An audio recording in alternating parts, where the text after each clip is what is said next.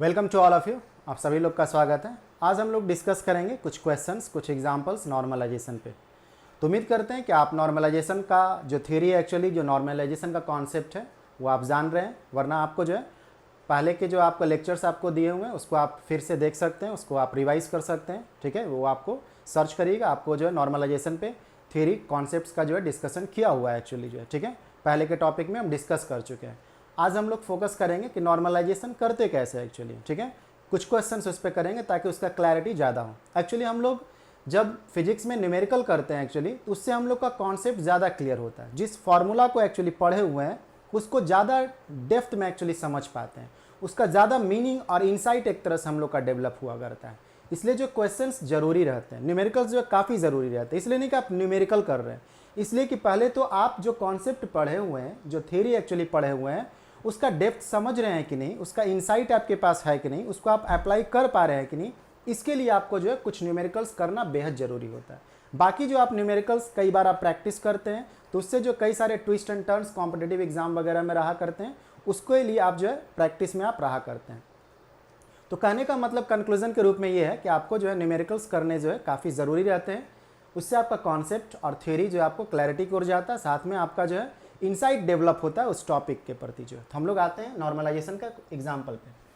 तो पहला क्वेश्चन जो आपका है, ठीक है, ये एग्जाम्पल आप बोल सकते हैं। बोला जा रहा है कि normalise the one dimensional wave function given by this equation. ठीक है, ये इक्वेशन जो आपको दिया हुआ है कि psi as a function of x जो है वो आपको क्या है, वो आपका पोजीशन पे डिपेंडेंट किया हुआ और उसका जो फंक्शन है जो है ए साइन पाई एक्स बाई ए दिया हुआ है। और किस रेंज में दिया हुआ है, 0 से लेकर के ए। तो आपको थ्योरी या कॉन्सेप्ट बताते समय आपको जानकारी दिए होंगे कि जब हम लोग नॉर्मलाइजेशन करते हैं और कुछ नहीं बोला हुआ है तो हम लोग जनरलाइज वे में जो है हम लोग माइनस इन्फिनिटी से प्लस इन्फिनिटी जो है इंटीग्रेशन को कैरी आउट करते हैं और जो टोटल प्रोबेबिलिटी है उसको यूनिटी के बराबर कर देते हैं। लेकिन आपको उस समय बताया गया होगा, हो सकता है कि उस दौरान आपको ध्यान में नहीं आया हो, ठीक है, लेकिन अब जो है आप उस टॉपिक को फिर से जब सुनिएगा जो नॉर्मलाइजेशन का, तो उसमें आपको बताया गया होगा, ठीक है, या अभी भी जान लीजिए कि यदि आपको जनरलाइज वे में नहीं बोल करके जो आपको पर्टिकुलराइज होकर के बोल ही दे रहा है क्वेश्चन में कि इसी लेंथ में एक्चुअली जो है पार्टिकल का पाए जाने का संभावना है, जो कि यहाँ पे बोल रहा है कि वो 0 से ए ही के बीच में पाया जा रहा है, तो आपका जो टोटल प्रोबेबिलिटी निकालते समय जो इंटीग्रेशन का जो लिमिट दीजिएगा वो 0 से ए ही दीजिएगा। कंफ्यूज नहीं होना है, ठीक है। जब कुछ नहीं बोला हुआ है, पूरी तरह से आपको जनरलाइज करके बातें बोला हुआ है, तो फिर आप माइनस इन्फिनिटी से प्लस इन्फिनिटी लेते हैं, तब आपका ऑल अवेलेबल रीजन कंसिडर हो जाते हैं। लेकिन जब आपको क्वेश्चंस में बोल ही दे रहा है कि जो पार्टिकल का पाए जाने का संभावना है वो इसी लेंथ में है, जो कि यहाँ पे डिफाइन कर रहा है 0 से ए, किसी और क्वेश्चन में कुछ और भी डिफाइन कर सकता है, तो जब आपको इंटेंशनली क्वेश्चन में डिस्कस कर ही दे रहा है कि वो 0 से ए ही के बीच में एग्जिस्ट कर रहा है, यहाँ पे जैसा बोला जा रहा है, तो फिर आपको जो इंटीग्रेशन नॉर्मलाइजेशन के लिए करना होगा, किस रेंज के लिए करना होगा, 0 से ए के लिए करना होगा। यहाँ माइनस इन्फिनिटी से प्लस इन्फिनिटी नहीं कर देंगे। क्यों बताएं आपको, क्योंकि रेंज आपको जो है पूरी तरह से क्लियर कर चुका है कि इसी के बीच में पाया ही जा रहा है। अवेलेबल रीजन आपका जो है पार्टिकल का पाया जाने का यही वाला है, ठीक है। तो हम लोग इंटीग्रेशन जो करेंगे वो इसके लिए करेंगे, ठीक। तो देख रहे हैं कि आपको कॉन्सेप्ट ज़्यादा क्लियर होते हैं एक्चुअली जब आप न्यूमेरिकल करते हैं तो, ठीक है। वरना आप क्या करते हैं, अंधाधुन जो है माइनस इन्फिनिटी से प्लस इन्फिनिटी सोच लेते हैं तुरंत में जो है, ठीक है। लेकिन आप देख रहे हैं कि जब यहाँ रेंज दिया हुआ है तो आपका अवेलेबल रीजन वही दिया हुआ है एक्चुअली, तो पूरा इंटायर रीजन यही है। अब इसके बीच वगैरह में भले निकालने के लिए बोलेगा तो जहाँ पे बोलेगा वैसा करेंगे हम लोग जो है, ठीक है। तो हम लोग अभी फिलहाल इस क्वेश्चन के सॉल्यूशन पे एक्चुअली आया करते हैं, तो तेजी से हम लोग आते हैं। तो हम लोग का जो है according to definition of normalisation,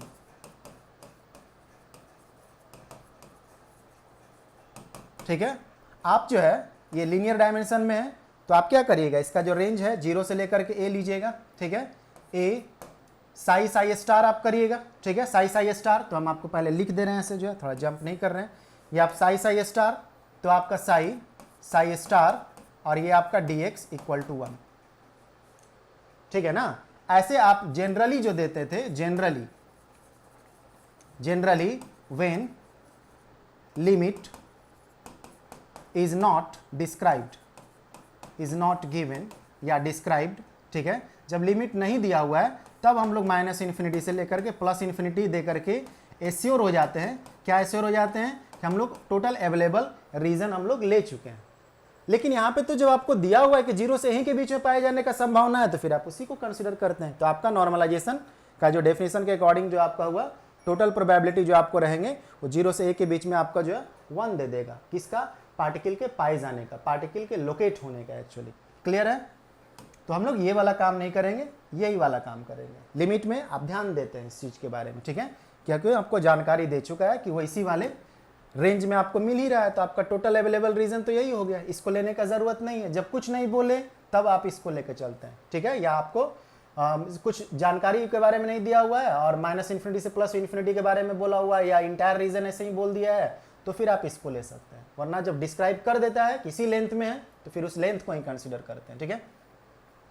तो आपका जो हो गया, तब आपको जो है जो रखिएगा, आपका जो साई दिया हुआ है इसके हिसाब से तब आप काम करिएगा तो आपको क्या होगा? 0 से लेकर के a sin πx/a, और इसका कंजुगेट जब आप रखिएगा तो इसका कंजुगेट आपका a sin ये आपका जो है πx/a, ठीक है? dx = 1। यही आपको क्वेश्चन दिया हुआ है ना, दिया हुआ है साई जो आपका क्या है? a sin πx/a। अब यहाँ पे जो है ये साई आपको हुआ, ये आपका साई हुआ और ये आपका जो है साई स्टार हुआ। अब यहाँ पे आपको इसलिए थोड़ा अंतर नहीं दिख रहा है, सेम आपको आ रहा है। उसका वजह है, एक्चुअली उसका वजह ये है कि इसमें आपको किसी तरह का इमेजिनरी टर्म नहीं दिया, आयोटा वाला टर्म नहीं दिया, इसलिए हम लोग को बदलने का ज़रूरत नहीं पड़ा, ठीक है? आयोटा का टर्म आपको नहीं दिया हुआ, इसलिए बदलने का ज़रूरत आपको जो है नहीं पड़ रहा है एक्चुअली जो, ठीक है?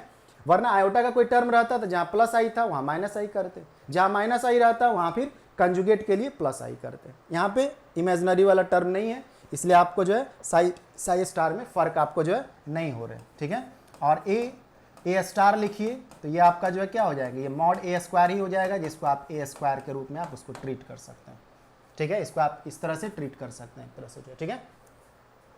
तो इसको तो हम लोग यही रहने दिए, और ये आपका जो है जो फंक्शन था साई स्टार के जगह पे हम लोग उसको रख दिए, ठीक है? अब हम लोग जो है इसको इंटीग्रेट करेंगे, तो हम लोग इंटीग्रेट करेंगे तो a² आपका बाहर आ गया, a² बाहर आ गया। 0 से लेकर के a के बीच में किसका? sin² πx/a का इंटीग्रेशन करना होगा, dx = 1। क्लियर है? तो ये sin² थीटा का इंटीग्रेशन, तो उसको कैसे ब्रेक कर देते हैं? 1 - cos 2θ/2 के फॉर्मेट में उसको ब्रेक कर देंगे एक्चुअली जो, और वहाँ से इंटीग्रेशन तेजी से कर लेंगे, ठीक है? तो आप इसको जो है क्या करिएगा? a² ये आपका 0 से लेकर के a 1 - cos 2θ, तो 2θ की जगह पे हम लोग का क्या है? πx है और बाई a और डिवाइडेड बाई ये 2 dx = 1। किस फार्मूला का इस्तेमाल कर लिए? sin² theta, since sin² theta = 1 - cos 2θ/2, इस फार्मूला को हम लोग जो है इस्तेमाल कर लिए, तो उसके हिसाब से ये लिख दीजिएगा, ठीक है? तो हम लोग इसको इंटीग्रेशन करेंगे। बाकी आपको आता है करने के लिए तो बोलेंगे कि रफ कॉपी साथ में रखा करिए, चाहिएगा तो आप खुद से भी कर सकते हैं, उससे आपका कॉन्फिडेंस बिल्डअप एक्चुअली रहेगा, ठीक है? जब आप खुद से करते हैं तो, वरना आप यहाँ से देखते हुए चल सकते हैं। तो a² जब आप इसका इंटीग्रेशन करिएगा तो आपको क्या होंगे, ठीक है? इसका आप इंटीग्रेशन करिएगा तो 0 से लेकर के a, ठीक है? इस 2 को हम लोग उधर भेज दे रहे हैं, तो आपको करने का क्या जरूरत पड़ेगा? 1 - cos 2πx/a, ठीक है? और ये dx और इक्वल टू ये आपका जो है 2, इस 2 को हम लोग उधर भेज दिए, ठीक है? तो इस 2 को यदि आप उधर भेज दीजिएगा तो ये आपको क्या होगा? इस तरह से होगा। तब इसका इंटीग्रेशन करना है तो सिंपल सा इंटीग्रेशन है, कर लीजिए आप चाहिएगा तो अपने से जो है, ठीक है? हम भी करते जा रहे हैं, आप चाहिएगा तो खुद से भी इसको जो है कर सकते हैं। तो ये आपको क्या हो गया? 1 का इंटीग्रेशन, तो ये आपका जो है dx के साथ जो आप करिएगा तो इसका मतलब यही काम करना है आपको, माइनस ये 0 से लेकर के a और ये cos 2πx/a, इसी का इंटीग्रेशन करना है आपका जो है, ठीक है? dx = ये आपका जो है 2। तो इसको आप आगे बढ़ाइए, तो आगे बढ़ाइएगा तो ये आपका a² और ये आपका क्या हो गया? x, इसका लिमिट आप रखिएगा 0 से लेकर के a माइनस cos का आपका इंटीग्रेशन क्या होता है? साइन, तो ये आप इसका जो रखिएगा तो साइन, ठीक है?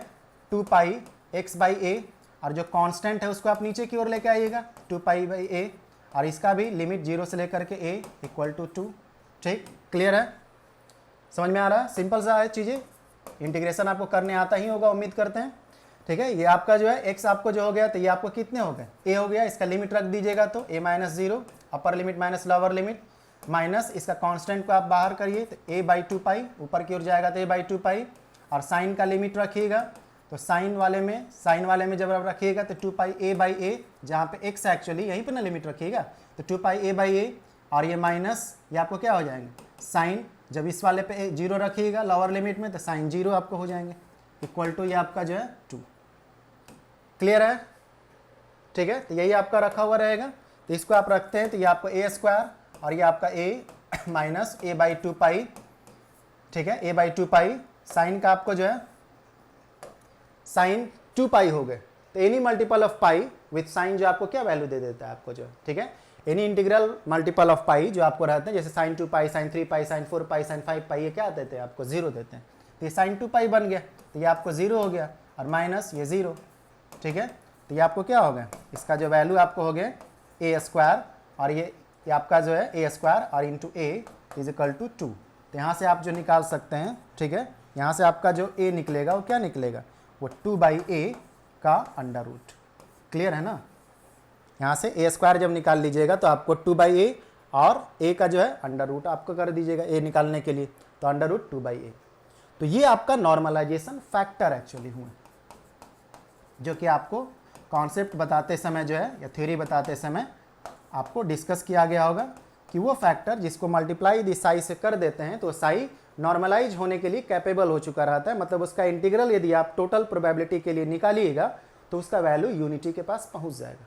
यदि बिना इसको मल्टीप्लाई किए हुए सिर्फ फंक्शन यदि आप साइन पाई x/a का कर देते ना इंटीग्रेशन 0 से a के बीच में साई स्टार के रूप में जो है, तब जो है यदि इसको मल्टीप्लाई नहीं किए रहते तो 1 नहीं आता एक्चुअली जो, ठीक है, लेकिन इसको मल्टीप्लाई करके यदि आप वो इंटीग्रेशन कैरी आउट करिएगा 0 से a के बीच में साई स्टार का जो है, ठीक है, तो आपका जो है वैल्यू जो आएंगे उसका 1 आ जाएगा, मतलब वो नॉर्मलाइजेशन होने के लिए कैपेबल हो जाएंगे आपको जो, ठीक है, तो यही उसका नॉर्मलाइजेशन फैक्टर हुआ। ठीक, तो आपका जो साई जो सूटेबल साई आपको रहा वो सूटेबल साई आप बोल सकते हैं। अब ये सूटेबल साई जो है, सो साई जो आपको रहेंगे जिसको आप लिखे थे a क्या साइन πx/a, ठीक है, तो वो आपका जो हो जाएंगे under root 2/a sign πx/a।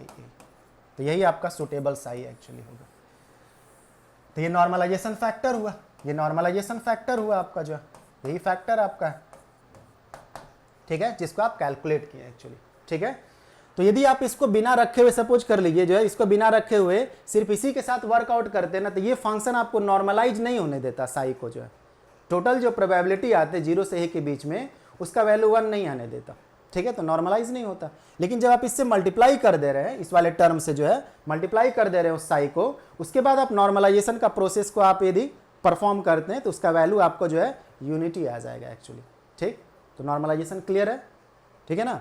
तो हम लोग आगे बढ़ते हैं कुछ और एग्जाम्पल्स, ठीक है, तेजी से करने के लिए जो है नॉर्मली जो है कुछ एग्जाम्पल्स को हम वर्कआउट कर चुके हैं, आप उसके स्टेप्स को जो है एक्चुअली समझते जाते हैं जिसको हम डिस्कस कर दे रहे हैं, ठीक है। तो ये तो क्लियर है ना, ठीक है, एक बार आप जो है चाहिएगा तो आप इसको देख सकते हैं क्या हम लोग किए हुए थे। सिंपल से हम लोग जो है क्या किए, हम लोग फंक्शन को लिए जो फंक्शन हम लोग का दिया हुआ था, ठीक है, और नॉर्मलाइजेशन का जो डेफिनेशन है जो रूल है हम लोग उसको लगाएं, ठीक है, और उसके बाद जो है हम लोग आगे बढ़ते हुए चले गए, सिंपल इंटीग्रेशन का प्रोसेस किए और इंटीग्रेशन करके हम लोग जो है ए का वैल्यू जो हम लोग कैलकुलेट कर लिए। तो ये आपका प्रॉपर साई हो गया जो कि नॉर्मलाइजेशन से गुजरेगा तो आपको उसका वैल्यू जो है यूनिटी दे देगा। ठीक, हम लोग नेक्स्ट में चलते हैं। दूसरा जो क्वेश्चन आपका है, normalise the wave function psi as a function of x, ठीक है, जिसका आपको वैल्यू दिया हुआ है कि a e का पावर i के x। तो देखिए यदि आपको a के साथ मल्टीप्लाई किया हुआ है तब तो उसी के साथ हम लोग लेके चलेंगे। मालूम ही है कि अकेले जो है रह करके नॉर्मलाइजेशन नहीं कर सकता था, इसलिए हम लोग एक कांस्टेंट से मल्टीप्लाई करते हैं, वरना यदि नहीं दिया हुआ है तो हम लोग a के साथ मल्टीप्लाई करके फिर a को खोजेंगे, ठीक है, और यहाँ पे दिया ही हुआ है a के साथ मल्टीप्लाई किया हुआ तो फिर हम लोग उसी को लेकर के आगे बढ़ेंगे। तो अकॉर्डिंग टू जो नॉर्मलाइजेशन कंडीशन एक्चुअली रहते हैं या जो डेफिनेशन है नॉर्मलाइजेशन का, वो हम लोग क्या देंगे, वो -a से +a दे रहे हैं। क्यों? क्योंकि देखिए आपको पहले भी बोले थे कि जब आपको वो क्वेश्चन में डिस्क्राइब किया हुआ है, जब उसका रेंज दिया हुआ है कि इसी रीजन में है, तो यहाँ पे क्या बोल रहा है कि x जो है लाई कर रहा है किसके किसके बीच में, -a से लेकर के +a के बीच में। तो जब आपको रेंज दे ही दिया है किसी भी वाले रीजन में है तो आपका अवेलेबल रीजन जो है, जो टोटल अवेलेबल रीजन आप बोल सकते हैं, वो आपका यही रेंज हुआ। तो -∞ से +∞ कब लेते हैं, जब कुछ नहीं बोला हुआ, कुछ नहीं बोला हुआ और अवेलेबल रीजन देना है, नॉर्मलाइज करना है, तब आप वहाँ पे -∞ से +∞ लेते हैं। समझ में आ रहा है ना। जब आपको क्वेश्चन में डिस्क्राइब कर दिया है या आपको कोई फिजिकल कंडीशन से आप ये कंक्लूड करने में सक्षम है किसी पर्टिकुलर लेंथ में एक्चुअली रह रहा है, जिसको आप डिस्क्राइब कर पाते हैं एक पर्टिकुलर वैल्यू दे करके, तो हम लोग का जो रेंज रहेगा इंटीग्रेशन का, जो लिमिट रहेगा इंटीग्रेशन का, वही वाला फिर हम लोग कैलकुलेट, उसी को लेके कैलकुलेट करेंगे। ठीक है, जैसे यहाँ पे आपको रेंज दिया हुआ है डिस्टेंस का जो है, ठीक है, क्या दिया हुआ है, -a से लेकर के +a के बीच में, तो हम लोग इंटीग्रेशन करते वक्त उसी को लेकर के चलेंगे। ठीक है, क्योंकि वो जानकारी दे चुका है कि उसी वाले अवेलेबल रीजन में वो पूरी तरह से पाए जाने का संभावना उसके पास है। ठीक है, तो हम लोग जब इस पे करेंगे तो क्या करें, -a से +a हम लोग रूल को लगा दिए। अब हम लोग फंक्शन को रखेंगे, फंक्शन को रख करके जो है, फंक्शन को रखे। अब आप यहाँ पे देख सकते हैं कि क्या हो रहा है कि जब आप इसको फंक्शन को रखें तो यहाँ पे आपको साई स्टार वाला जब आप लीजिएगा तो माइनस के साथ आपको देख सकते हैं, क्यों, क्योंकि इसके पास इमेजिनरी टर्म है। तो इमेजिनरी टर्म है तो ये +i, तो उसका जो कंजुगेट लीजिएगा वो क्या रहेगा, वो -i के साथ रहेगा। और a स्टार तो बताए थे कि a स्टार जो है प्राय जो आपको a ही उसका वैल्यू आपको रहा करता है, तो फिर हम लोग जो यहाँ पे a स्टार नहीं लिख करके हम लोग a ही रखे रहेंगे। और ये जो बाहर आता है आपको a स्क्वायर के फॉर्म में ही एक्चुअली बाहर आ जाता है। तो आप डायरेक्ट भी चाहते थे इस स्टेप के पास पहुँच सकते थे, वरना समझने के लिए चीज़ को लिखा गया। ठीक है, a स्क्वायर आपको बाहर आ गया, इसको आप रखें, फिर आपका जो कंजुगेट वाला हिस्सा था उसको रखें, तो ये आपको क्या हो जा रहा है, ई का पावर जो है 0 हो जाएंगे। तो ये सिंपल सा इसको इंटीग्रेशन में चला गया एक्चुअली, ई का पावर 0 मतलब 1, तो फिर आपको क्या होगा, इसका इंटीग्रेशन करना है तो सिंपल इंटीग्रेशन आपको होगा। तो यहाँ से आपका जो है ए का वैल्यू क्या आ गया, 1/√2a आपको आ गया।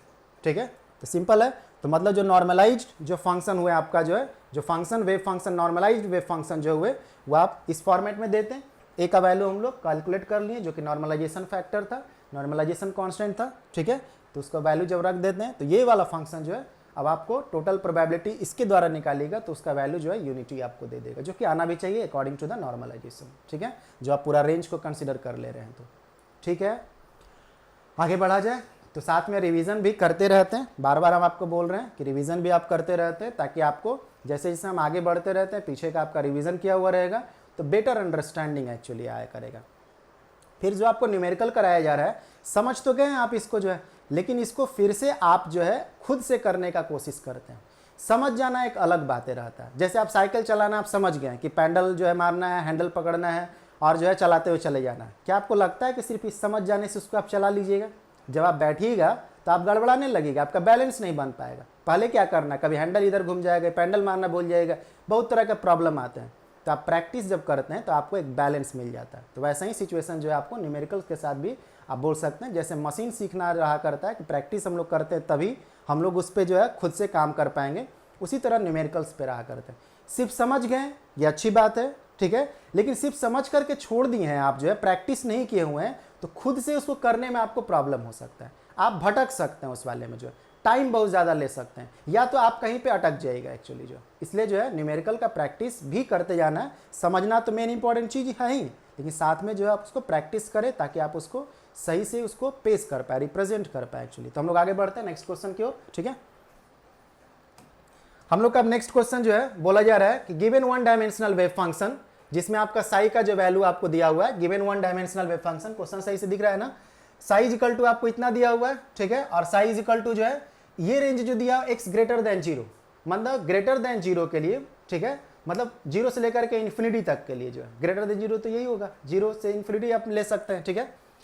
और जब 0 से इन्फिनिटी के बीच में जो है साई का जो वैल्यू आपको दिया इतना होगा, और जो x लेस देन 0 मतलब माइनस इन्फिनिटी से 0 के पास पहुंचेगा तो उसका जो वैल्यू आपको रहा करेगा क्या रहेगा, वो इतना आपको रहा करेगा। तो अंतर देख सकते हैं, ये e का पावर -x है और e का पावर x है, इसमें इमेजिनरी वाला टर्म नहीं दिया हुआ, इसलिए साई स्टार जब लीजिएगा तो आपको जो है वो -i और +i वाला जो है रिप्लेसमेंट का जरूरत नहीं पड़ेगा इस वाले में, ठीक है।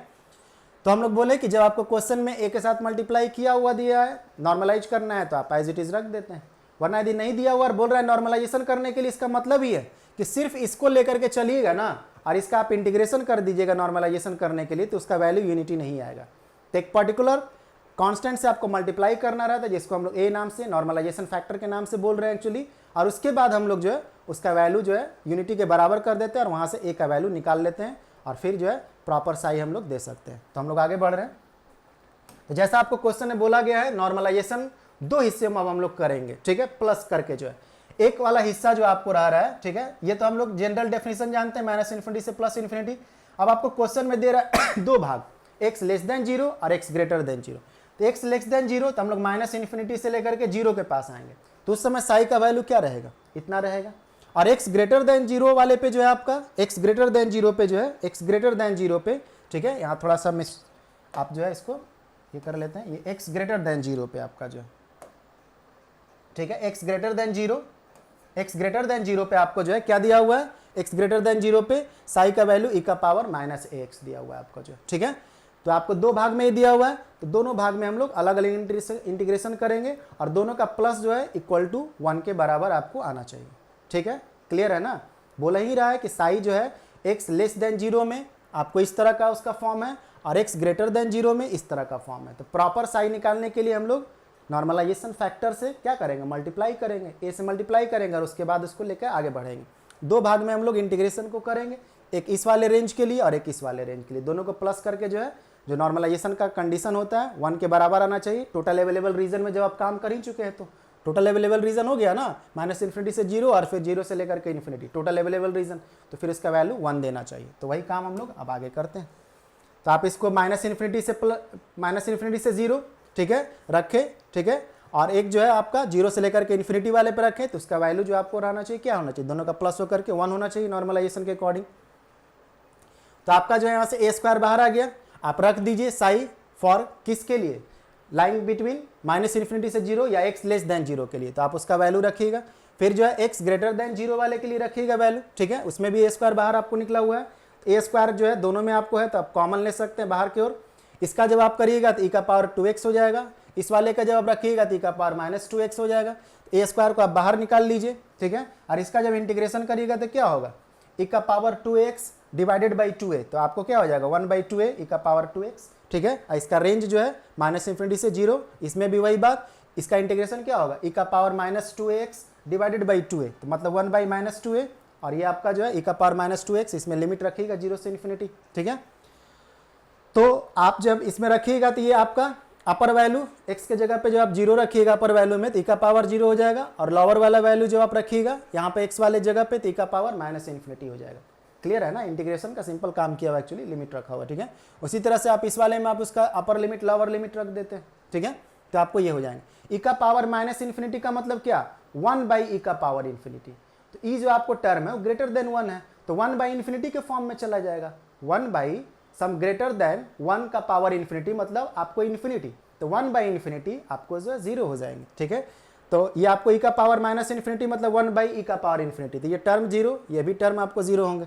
तो ये आप देख सकते हैं, ये आपका e का पावर 0 1 हो गया, और ये तो टर्म बोल ही रहे थे 0 हो जाएंगे, ये वाला टर्म आपको 0 और ये वाला टर्म आपको जो है 1, ठीक है। तो उसके बाद जो है आप इसको सिंप्लीफाई करिए, सिंप्लीफाई करिएगा तो आपको इतने हो जाएंगे, और यहाँ से आपका a स्क्वायर का वैल्यू क्या हो जाएगा, आपका जो है अंडर रूट स्मॉल a आपको हो जाएंगे। मतलब आप इससे मल्टीप्लाई करके यदि आप साई को आप कंसिडर करिएगा तो नॉर्मलाइज होने के लिए कैपेबल रहेगा, मतलब नॉर्मलाइजेशन का प्रोसेस होने देगा आपको जो है, ठीक है। मतलब टोटल प्रोबेबिलिटी जो आपको आएंगे वो इक्वल टू यूनिटी के बराबर एक्चुअली जो चले आएंगे, ठीक है। तो ये आपका हो गया, तो ये आपका नॉर्मलाइज्ड वेव फंक्शन आपको जो है a के साथ मल्टीप्लाई करके रख देते हैं, तो दोनों का range for x less than 0, ठीक है, जो आपको फंक्शन दिया हुआ था उस फंक्शन को लेते हैं और नॉर्मलाइजेशन फैक्टर के साथ जो है मल्टीप्लाई कर देते हैं, ठीक है। ये नॉर्मलाइजेशन फैक्टर के साथ आपको मल्टीप्लाई करने थे, ठीक है। a स्क्वायर जो है ये आपका अंडर रूट 2 नहीं, ये आपका अंडर रूट a हो जाएंगे, ठीक है ना, ये अंडर रूट आपका a होगा, ये अंडर रूट a होंगे आपको, अंडर रूट a, ठीक है। आपका a का वैल्यू जो आपको क्या आया हुआ है, ठीक है, a का जो है कैपिटल A का वैल्यू अंडर रूट a आया हुआ है, तो अंडर रूट a के साथ मल्टीप्लाई करेंगे, जो वैल्यू आपको आया हुआ रहेगा उस वैल्यू के साथ हम लोग जो है उसको मल्टीप्लाई करके चलेंगे, ठीक है। क्लियर है ना, यहाँ पे जो आया था अंडर रूट a आया था तो अंडर रूट a ही होगा, मिस्टेक से जो है वो अंडर रूट 2 लिखा गया था एक्चुअली, ठीक है। तो क्लियर है, ये 2 तो कैंसिल हो गया था, तो जो वैल्यू आया वैसी वैल्यू को हम लोग रख दिए, ठीक, क्लियर है। तो ये नॉर्मलाइजेशन क्या होता है, नॉर्मलाइजेशन कैसे कैरी आउट करते हैं, उसके एग्जाम्पल जो है आपको डिस्कस किए। तो आज हम लोग यही रहने दे रहे हैं, फिर नेक्स्ट क्लास में हम लोग जो है नेक्स्ट टॉपिक के साथ मिलेंगे। तब तक के लिए धन्यवाद, थैंक यू, और रिवीजन करते रहिए एक्चुअली, ठीक है। तो फिर नेक्स्ट क्लास में मिलते हैं, थैंक यू।